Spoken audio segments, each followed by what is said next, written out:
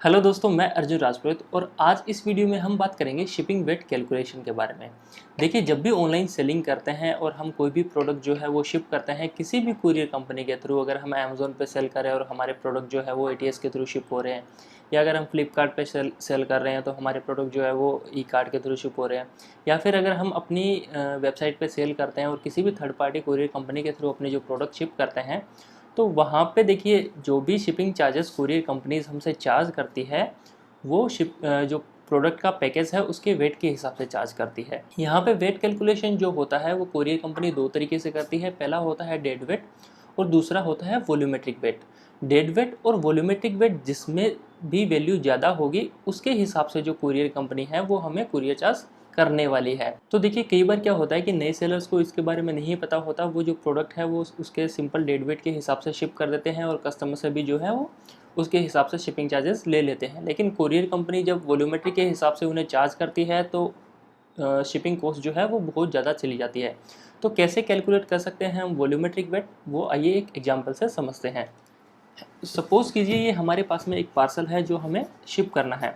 अब देखिए, ये पार्सल अगर हम डेड वेट इसका कैलकुलेट करें, अगर नॉर्मल हम इसको कैलकुलेट तोल के देखें इस पार्सल को, तो हो सकता है हमारे पार्सल का जो वज़न है वो 400 ग्राम या 500 ग्राम हो। अगर इसमें हमने कोई हल्की चीज़ डाली है और इसका जो वज़न है वो कम है, तो नए सेलर्स क्या करते हैं कि वो देखते हैं कि भाई ये 400 ग्राम का पार्सल है, तो हम उसके हिसाब से कस्टमर से कोरियर चार्ज है वो कर लेते हैं, और कोरियर कंपनी भी जो है वो हमें 400 ग्राम के हिसाब से ही कोरियर चार्ज करने वाली है। लेकिन ऐसा नहीं है। जो इसका नॉर्मल वेट है, जैसे मान लीजिए 400 ग्राम है, तो वो तो इसका डेड वेट हो गया। अब बात करते हैं वॉल्यूमेट्रिक वेट की, क्योंकि कोरियर कंपनी जो है वो डेड वेट और वॉल्यूमेट्रिक वेट दोनों में से जो भी ज़्यादा होगा उसके हिसाब से चार्ज करती है। तो वॉल्यूमेट्रिक वेट निकालने का सिंपल सा फॉर्मूला ये रहता है कि अपने जो जो भी पार्सल में अपने शिप कर रहे हैं उसकी हाइट, विड्थ और लेंथ को मल्टीप्लाई करके उसको 5000 से अगर हम डिवाइड करते हैं तो हमारा वेट आ जाता है उसके अंदर वॉल्यूमेट्रिक वेट। तो अब सपोज़ कीजिए ये पार्सल हमारे पास में है, तो इसकी लेंथ अगर हम मान लीजिए 37 सेंटीमीटर है, इसके बाद में इसकी विड्थ जो है वो 19 सेंटीमीटर है और इसकी जो हाइट है वो 13 सेंटीमीटर है। तो ये हो गया 37 सेंटीमीटर, 13 सेंटीमीटर और 19 सेंटीमीटर।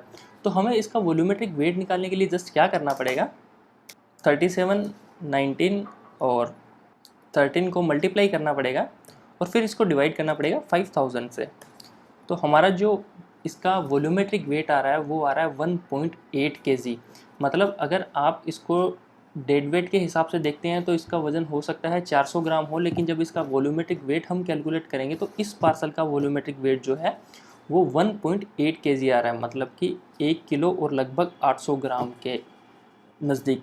तो कोरियर कंपनी जो है वो हमें 1.8 kg के हिसाब से इसका चार्ज करने वाली है।